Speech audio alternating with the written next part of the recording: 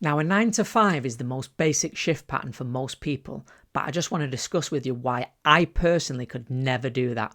So I'm a man who works in retail and I work shift patterns. Now, I'm lucky enough to work the shift patterns that are very early in the morning, and that works well for me. So I start at 6 a.m.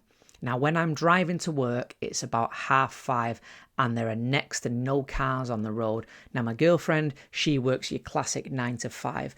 And sometimes it'll take me, for example, maybe 15 minutes to get to work. And then it takes my girlfriend sometimes an hour and a half. That's to work and from work because you get stuck in the majority of other people's traffic.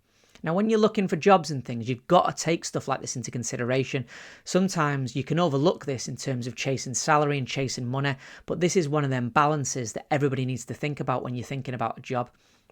So for me now, I don't think I could ever go back to a typical 9 to 5. Even when I come home, it might take me 20 minutes because my shifts can vary. I can maybe finish at 12, I can maybe finish at 2 o'clock.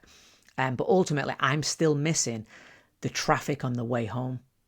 And I don't know how people do the 9 to 5. I've been with my girlfriend at times where we're sat on the motorway.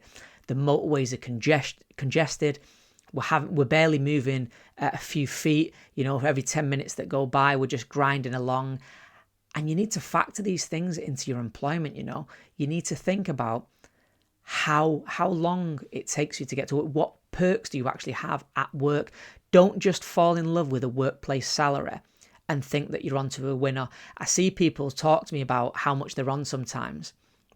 And they'll tell me that they're on such a good wage. But when I dig into their stories, the commute sounds horrific. Some of the perks aren't actually perks. Some of the work conditions aren't actually great. But that person's just so focused on the wage that they earn that they think it's worth it.